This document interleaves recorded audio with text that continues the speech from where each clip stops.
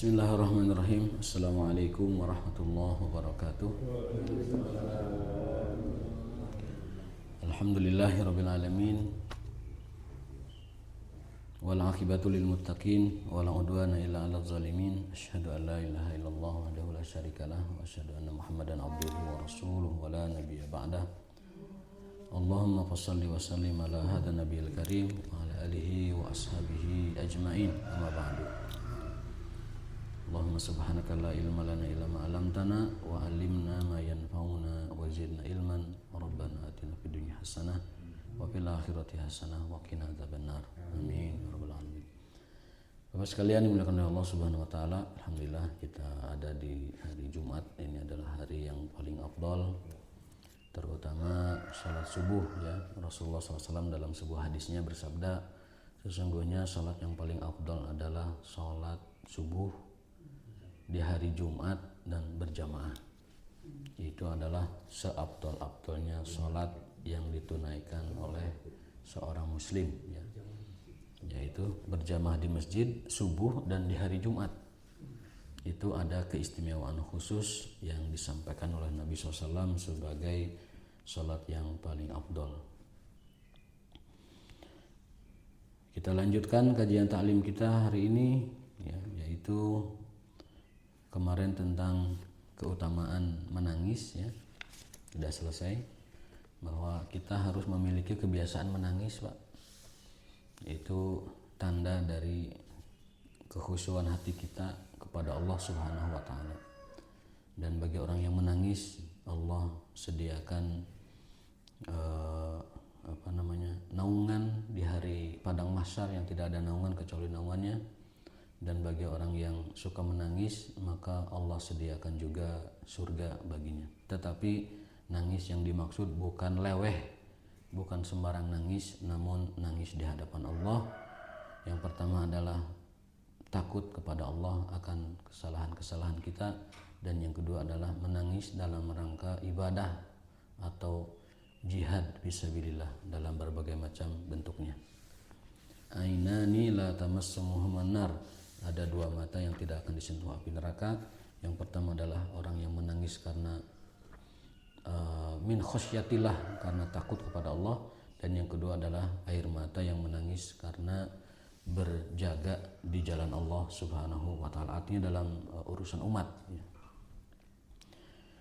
Hari ini kita akan membahas tentang bab fadluz zuhud, keutamaan bersikap zuhud fid dunya, di dalam urusan-urusan duniawi.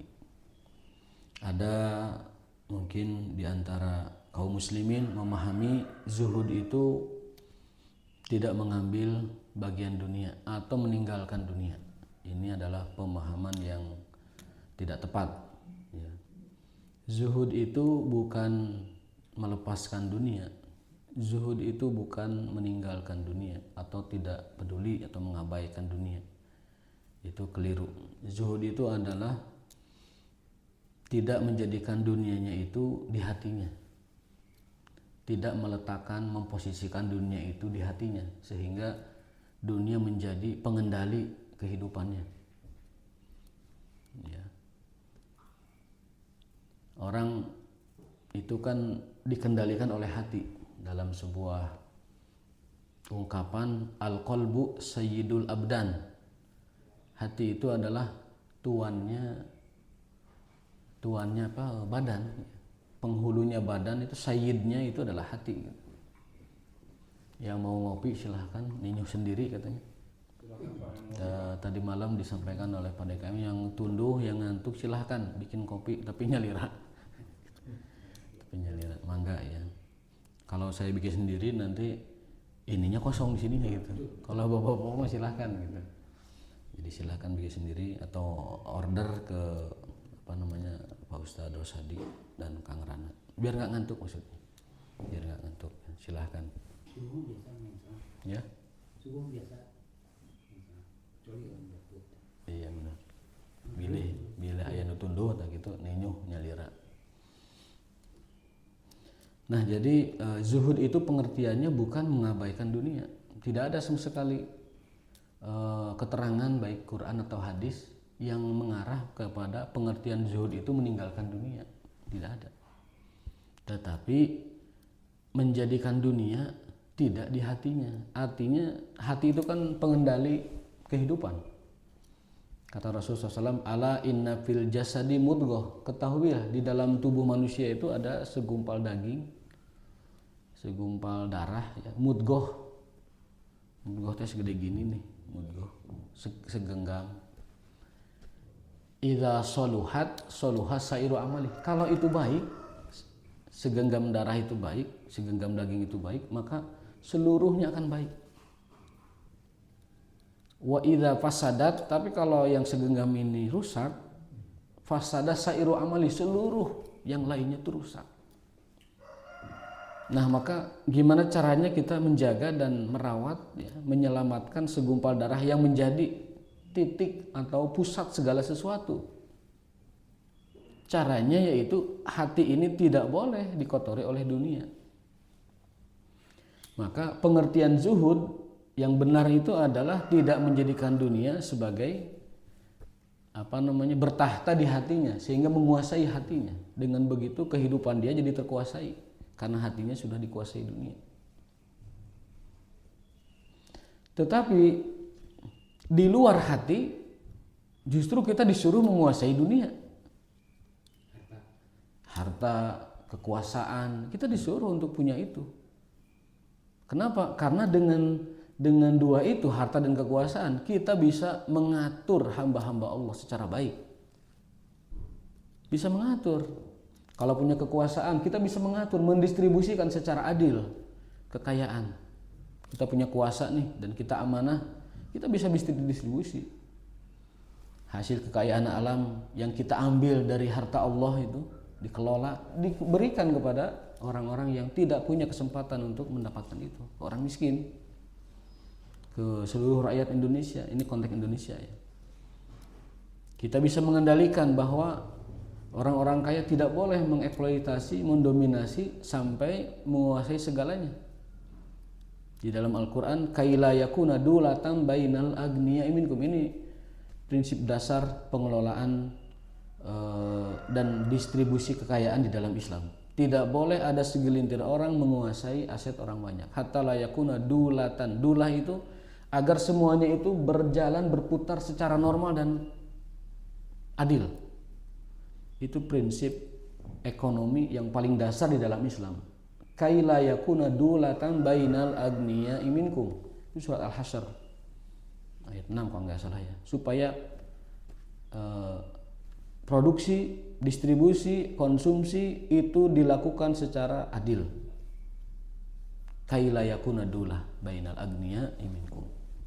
Nah, jadi dalam Islam itu tidak ada yang namanya zuhud itu diartikan sebagai tidak punya apa-apa atau tidak memiliki apa-apa atau tidak bersemangat meraih apa-apa. Bukan itu zuhud.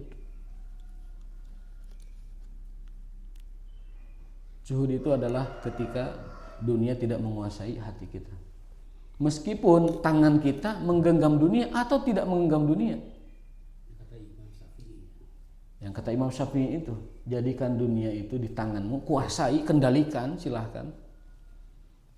Dan akhirat itu di hatimu, tetap hatinya itu tetap akhirat.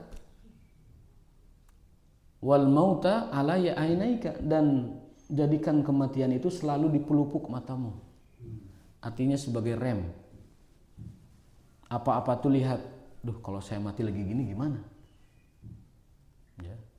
Kalau saya menzolimi orang, gimana saya kalau mati lagi zolim sama orang? Kalau saya maksiat, gimana saya mati kalau saya lagi maksiat sama orang? Itu wasiat yang menurut saya ini wasiat paling besar Imam Syafi'i rahimahullah ta'ala. Ij'ali dunya fi yadika, jadikan dunia dalam genggamanmu, maksudnya kuasai, miliki, dan jadikan akhirat di hatimu, posisikan kematian di depan matamu. Itu luar biasa itu beliau. Jadi itu filosofi Islam dalam memandang dunia. Sekali lagi, zuhud bukan berarti menolak dan tidak semangat untuk meraih. Tetapi zuhud itu adalah manakala hati itu tidak dikendalikan oleh dunia itu sendiri. Kenapa demikian? Kita lihat surat Al-Hadid ayat 20 ya. A'udzubillahi minasyaitonirrajim. Bismillahirrahmanirrahim. Ini pernah kita bahas sebenarnya. Allah menggambarkan hakikat kehidupan dunia. A'udzubillahi minasyaitonirrajim. I'lamu annamal hayatud dunya la'ibun wa lahwun wa zinatun wa tafakhurum bainakum wa takatsurun fil amwali wal aulad. Tuh. Hakikat dunia itu 5 kata Allah. Quran bicara. I'lamu, sadarilah manusia, ketahuilah wahai manusia, annamal hayatud dunya, bahwa sesungguhnya kehidupan dunia laibun, lahwun, zinatun, tafakhurun, takasurun. 5. Laibun, lahwun, zinatun, tafakhur, takasur. Artinya, 1, laibun, permainan. Dalam bahasa Arab kalau ada laibun itu permainan yang sifatnya itu badaniyah. Jadi dunia itu adalah permainan badaniyah. Badaniyah itu contohnya apa? Ya makan, minum, touring, kemudian biologis, suami istri, itu laibun. Apa? Kenikmatan duniawi, permainan duniawi. Berkadi itu, berkadi ungkag ingki kaditu kadieu warawiri kaditu kadieu. Gerakan-gerakan tubuh kita itu kemanapun dan dimanapun kita bergerak tubuh kita itu adalah laibun, permainan duniawi. Pertunjukan duniawi, sinetron duniawi. Sifat yang kedua yang Allah gambarkan dunia itu lahwun. Nah, lahwun itu adalah ma talhu bihil qalbu aw nufus. Permainan-permainan yang sifatnya batiniah. Dunia itu adalah permainan batiniah. Yang pertama permainan jasadiah, yang kedua permainan batiniah. Contoh apa? Sedih, marah, kesel, senang, euforia, ketakutan, atau bunga, murukusunu, kukulutus. Jadi kebahagiaan dan kebalikannya, kesulitan dan kebalikannya, kesenangan dan kebalikannya, kesusahan dan kebalikannya, itu adalah permainan-permainan duniawi yang sifatnya batiniah. Dunia permainan. Isuk seserian, sore-sore bisa cerik. Isuk cerik, siang-siang geus bunga deui, da geus nikah deui. Jadi misalnya pagi meninggal istrinya, sore itu sudah nikah lagi, kan laki-laki mah bisa. Lahun. Apa lahun itu? Permainan-permainan batiniah. Luar biasa Allah menggambarkan dunia itu dengan apik dan komprehensif sekali. Laibun, permainan jasadiah, segala macam tek-tek bengeknya. Lahwun, permainan batiniah dengan segala macam detail-detailnya. Wazinatun, dunia itu tempat ririas, berhias. Zina. Kalau perbuatan zina itu zina. Bahasa Arabnya tuh zainya pondok, zina. Itu perbuatan zina. Tapi kalau perhiasan zina. Jadi memang pelafalan Indonesia ini ada kekeliruan. Seperti tidak bisa membedakan mana zina, mana zina. Yang dosa itu zina. Kalau zinatun perhiasan ya netral. Kalau dipakai positif ya positif. Kalau pakai negatif ya negatif. Nah, dunia itu kata Allah hakikatnya adalah zinatun, perhiasan. aya nu perhiasana batu ali segede jengkol, aya nu make emas kalung-kalungan ibu-ibunya gelang, aya nu perhiasanna kendaraan, ada yang perhiasannya mahkota kalau para raja, ada yang perhiasannya itu kursi jabatan, ada yang perhiasannya mungkin kantor yang mewah, ada yang perhiasannya baju yang mewah, yang branded, yang luar negeri, yang mahal, kendaraan, zina, perhiasan. Dan yang disebutkan Allah ini netral, semuanya netral, tapi itu hakikat dunia. Netral itu maksudnya belum ada bobot atau nilai dosa dan pahalanya. Baru diterangkan karakter dunia begitu gitu. Artinya laibun lahwun zinatun tersebut sifatnya netral, bisa dipakai positif, bisa dipakai negatif. Kalau orang kemewahannya ada di mahkota, tapi mahkota itu dipakai untuk mengatur manusia dengan cara adil, ya bagus mahkotanya. Kalau kursi kekuasaan, kursi DPR, kursi presiden, kursi menteri yang merupakan kemewahan, privilege, warga kelas 1, tapi kalau dipakai untuk mengurusi hamba-hamba Allah yang lain secara adil, itu bagus. Jadi Allah sedang menjelaskan karakter dunia terlebih dahulu yang sifatnya netral. Bisa positif, bisa negatif, tapi itu hakikat dunia. Zina. Namun kecenderungannya memang karakter-karakter dunia seperti ini kecenderungannya membuat orang lalai dari Allah. Zinatun yang ketiga. Yang keempat, karakter dunia itu, watak asli dunia itu tafakhur. Tafakhur itu adalah ladang atau tempat orang saling berbangga-banggaan. Saling berbangga-banggaan. Aya nu ngabanggakeun keluarganya banyak, ada yang membanggakan rumahnya banyak, ada yang membanggakan karirnya mentereng, ada yang membanggakan kesehatannya, ada yang membanggakan pikirannya, otaknya, ya kejeniusannya, ini sebagainya. Lamun mudik, Pak, niatnya silaturahim, berpahala, ibadah yang besar silaturahim itu, tapi fakta di lapangan mudik itu banyak pamer pencapaian. Sampai membuat orang yang tidak mencapai apa-apa tuh minder balik itu, Pak. Minder gitu.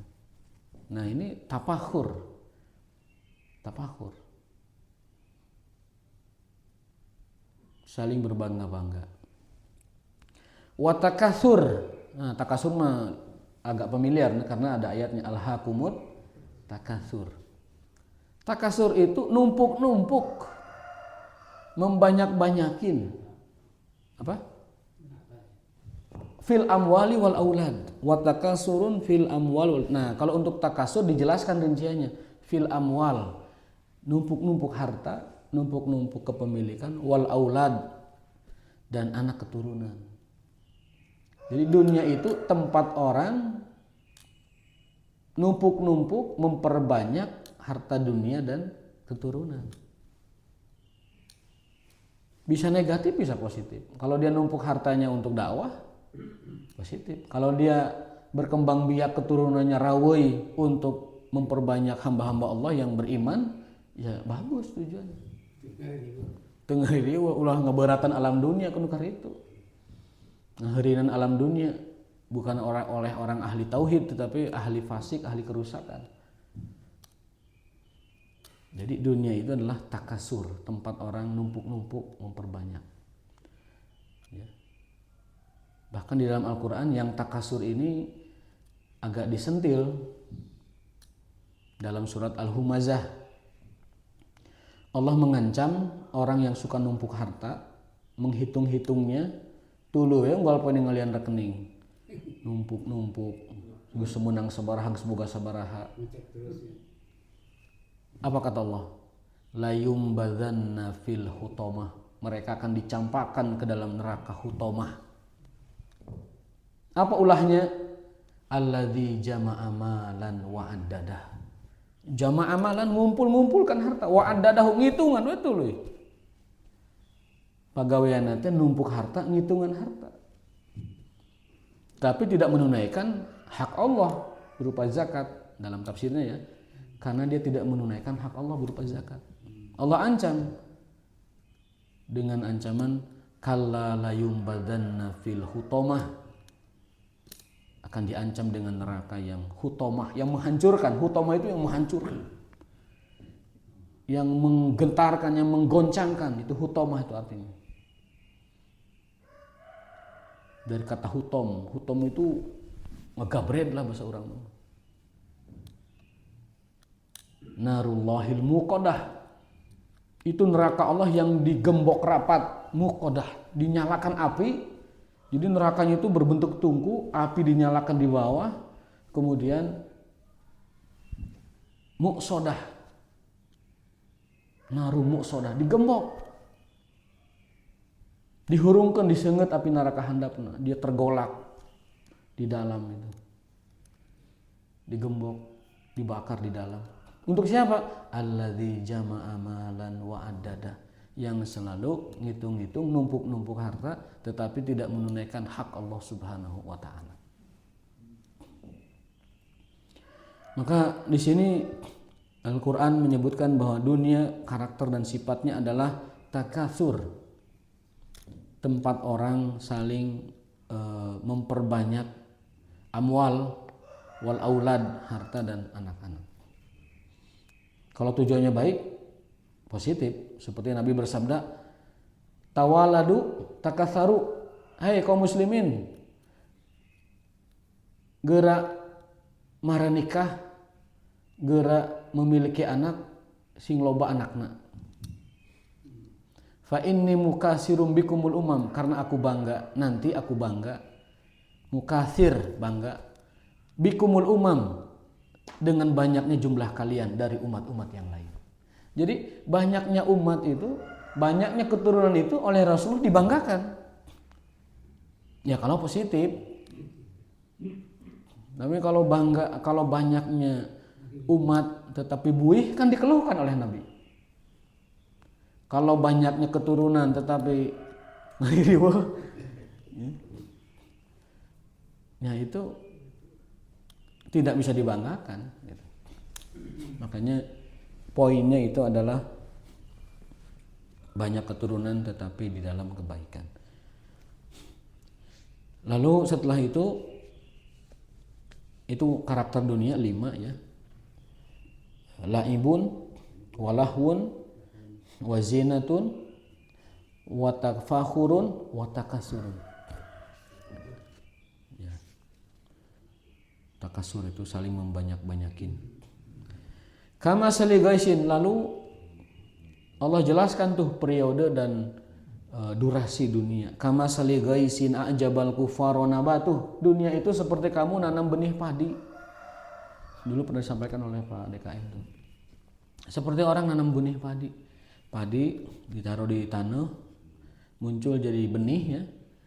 Benih itu beranjak dewasa, kemudian dia hijau ya. Setelah hijau dia menguning, matang, kemudian dipanen, layu jadi jarami. Udah dicampakkan.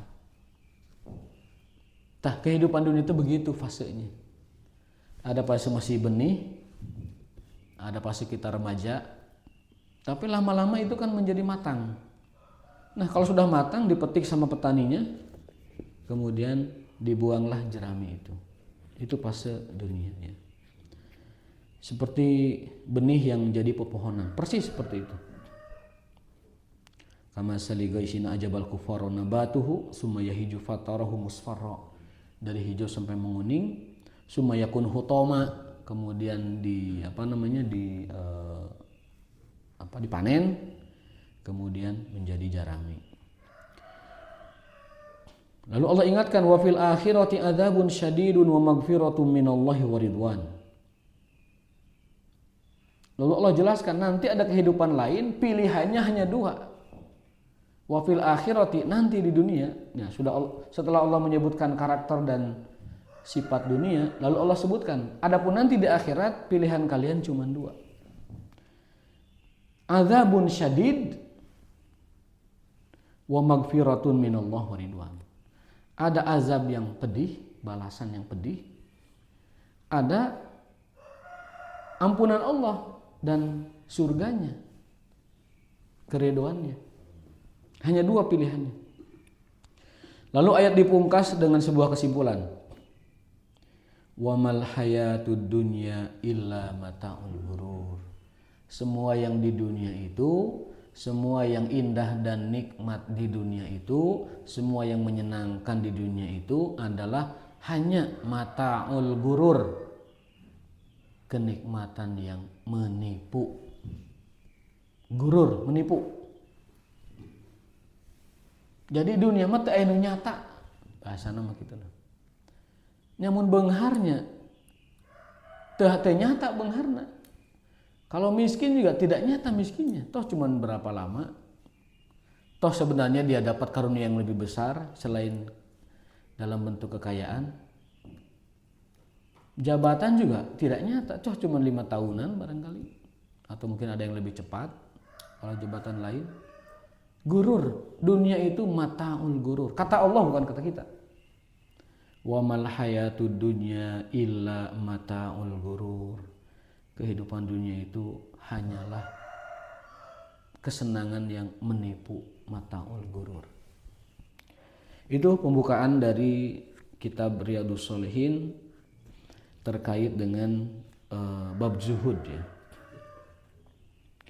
Dan ayat seperti itu banyak. Ada yang wa mahadhil hayatud dunya illa lahun wa la'ibun wa innad darul akhirah yal hayawan. Kalau tadi la'ibun walahun, ini lahun walaibun, hanya kosakatanya aja yang ditempatkan berbeda begitu. Ada yang dengan ungkapan zuyyina linnasi hubus syahwat, manusia itu dihiasi, dikelilingi oleh syahwat. Minan nisa'i wal banin wal qanatir wal muqantar dan seterusnya. Ada lagi ayat Allah mengingatkan inna wa'dallahi haqqun fala taghurrannakumul hayatud dunya. Wahai sekalian manusia, sesungguhnya janji Allah itu pasti dan janganlah kalian tertipu dengan kehidupan dunia. Ada lagi ayat lain alhaqumut takatsur hatta zurtumul maqabir. Kehidupan dunia telah melenakan kalian, melalaikan kalian. Dan itu akan berakhir sampai zurtum al maqabir, di kuburan. Baru selesai itu. Kompetisi dunia itu selesainya di kuburan. Takasur selesai, tafakhur selesai, zinatun selesai, laibun selesai, lahun selesai. Kapan? Hatta zurtumul maqabir. Maqabir jamak dari kubur. Makbar, maqabir, kuburan. Baru kita akan tahu kalla saufa ta'lamun. Kamu akan tahu setelah itu. Summa kalla saufa ta'lamun. Bahasa orang tahu rasa lo, tahu sekarang kan lo. Gitu. Kalau bahasa anak muda sekarang. Kalla lau ta'lamuna ilmal yakin, baheula maneh lamun apal ilmal yakin. Tidak akan begitu. Ayeuna mah kan sudah kamu lihat sendiri. Rasain loh bahasa orang mah gitu. Mun malaikatna bahasa orang Sunda mah gitu juga. Rasain loh sekarang. Baru tahu loh sekarang ya. Dulu diingatin, tapi kamu enggak punya apa? Enggak punya ilmal yakin, enggak punya mata yang dapat melihat itu, yang tak kasat mata itu. Akhiratnya punya hati tapi nggak bisa melihat, jadi nggak punya apa, ilmul yakin. Ainul yakin nggak punya, ilmu yakin nggak punya, apalagi hakul yakin. Nah rasain sekarang, kamu semua melihat, kamu saksikan sekarang. Itu ada lagi ayat mengingatkan kita, wadrib lahum masalal hayati dunya kama in anzalnahu minas sama fakhtalata bihi nabatul ardi fa asbaha hashiman tadruhu. Kurang lebih ini sama maknanya dengan tadi, bahwa dunia itu seperti air hujan menghidupi pohon, pohonnya tumbuh hijau, matang, panen, selesai. Ada lagi bunyi ayat al-mal wal banun zinatul hayati dunya, harta dan keturunan adalah perhiasan dunia, wal baqiyatus sholihat khairun inda rabbika sawaban wa khairun amala. Tapi apa yang tersisa di Allah yaitu berupa kebaikan-kebaikan yang abadi. Dalam hadisnya menafsirkan ayat ini, itu zikir-zikir yang kita baca itu adalah baqiyatus sholihat yang akan menyelamatkan kita. Dengan zikir itu menyelamatkan kita dari fitnah al-malu wal banun, dari fitnah harta dan fitnah anak-anak. Untuk akhirat itu kita diselamatkan dengan zikir-zikir kita. Itu beberapa ayat ya, kurang lebih ini ada 7 atau 8 ayat yang dikemukakan oleh Imam Nawawi ketika membahas bab tentang zuhud. Adapun hadis ya yang disebutkan dalam kitab ini, beliau ngawali bab tentang zuhud ini dengan sebuah hadis, yaitu kita langsung aja ke hadisnya ya. Jadi ada datang rombongan dari Bahrain itu membawa barang-barang ya, harta lah. Kemudian orang-orang berkerumun. Setelah sholat subuh itu orang berkerumun di harta kiriman dari Bahrain itu. Falamma shalla Rasulullah sallallahu alaihi wasallam insarafa fata'arradu lahu fatabassama Rasulullah sallallahu alaihi wasallam hina ra'ahum. Nabi ketika melihat orang saling ngumpul di tumpukan harta itu, ketika Nabi melihat, Nabi tersenyum. Summa qala adzunukum sami'tum anna Aba Ubaidah qadima bi syai'in minal Bahrain. Nampaknya kalian sudah tahu ya, Abu Ubaidah datang dari Bahrain dengan membawa harta yang banyak. Mun bahasa urang mah geus arapal geuning marana ieu nu karya datang euy tereh geuning. Bab nu karya mah tarereh datangna gitu bahasa urang mah gitu. Jadi ada kiriman harta dari Bahrain dibawa oleh Abu Ubaidah situ ya. Itu orang-orang segera ngagimbung ngariung gitu setelah sholat subuh ba'da sholatil fajri. Rasul tersenyum aja. Oh, nampaknya kalian sudah pada tahu ya. Ada kiriman dari Bahrain. Faqalu ajal ya Rasulullah. Benar ya Rasulullah. Qala, nah ini nasihatnya Nabi kepada para sahabat. Abshiru wa ammilu ma yasurrukum. Kata Rasulullah SAW, berbahagialah kalian. Wa ammilu ma yasurrukum. Punyailah cita-cita yang dapat membuat kalian bahagia. Ammilu, berharaplah, buatlah cita-cita. Siapkan hidup kalian masa depan ma yasurrukum, yang membuat kalian masrur, surur, apa? Bahagia. Maksudnya apa? Maksudnya itu nikmatilah dunia, rencanakanlah kehidupan dunia dengan baik supaya kalian nanti bahagia di masa depan. Tapi Rasul juga mengingatkan, fa wallahi, demi Allah, mal faqra akhsha alaikum. Aku tidak pernah mengkhawatirkan kemiskinan pada kalian. Berarti ini jaminan Rasul kalau umat Islam itu serius ngajarin ngamalin agama, moal fakir. Tersirat pesan di sini, mal faqru akhsha alaikum, bukan kemiskinan yang kutakutkan. Bukan kefakiran yang aku khawatirkan dari kalian.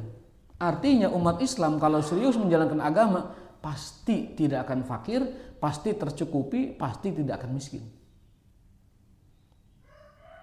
Dan Rasul tidak pernah mengkhawatirkan umatnya dari itu.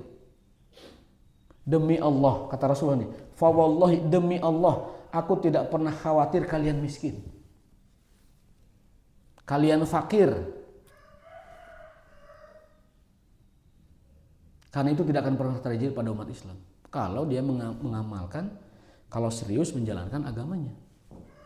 Baik skala kecil, mikro atau skala makro, kenegaraan ataupun global. Ya. Dan pernah terbukti kan dulu umat Islam menguasai 2/3 dunia gitu kan. Romawi dan Persia tunduk gitu, bersimpuh di hadapan khalifah-khalifah muslim itu, Umar bin Khattab terutama. Bahkan pasukan Islam yang 30.000 bikin kocar-kacir Romawi yang 200.000, itu dicatat dalam sejarah kita, dalam sejarah barat juga dicatat. 30.000 bikin kocar-kacir Romawi yang 200.000. Persia juga sama di Qadisiyah itu kan. Pasukan Khalid yang hanya puluhan ribu mengalahkan entah berapa ratus ribu, mungkin sampai 1 juta pasukan Persia. Sampai Persia berubah dari Persia pagan menjadi Persia Zoroaster berubah menjadi Persia Islam. Yang kata Rasul, inna afdalal ajami al-Furs. Sesungguhnya orang Arab yang paling afdol itu adalah Quraisy, dan orang Ajam non Arab yang paling afdol itu adalah Persia. Jadi sebaik-baik orang Arab itu Quraisy. Dan sebaik-baik orang Ajam non Arab yaitu Persia. Al-Furs. Tapi yang dimaksud pasti Fursul Islam, Persia Islam. Bukan Persia yang zaman Zoroaster atau zaman apa itu Sirus ya. Persia Islam maksudnya. Nah, kata Rasulullah SAW, demi Allah, aku bersumpah demi Allah, aku tidak pernah takut kalian itu miskin.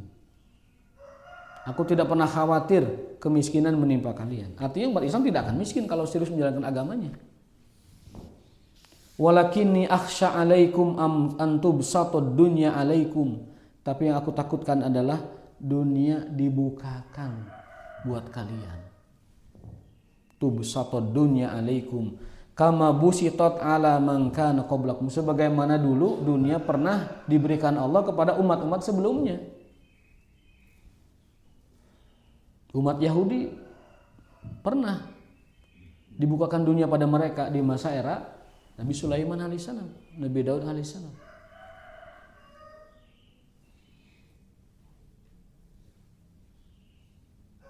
Umat Nasrani pernah dibukakan juga dulu di era Najasyi. Najasyi itu gelaran raja, bukan nama orang ya. Dibukakan bagi mereka yang mengalahkan agama sebelumnya. Juga di era Romawi. Kita ingat setelah zaman Ashabul Kahfi 300 tahun mereka tidur, bangun-bangun itu kan kerajaan sudah Islam, sudah tauhid maksudnya.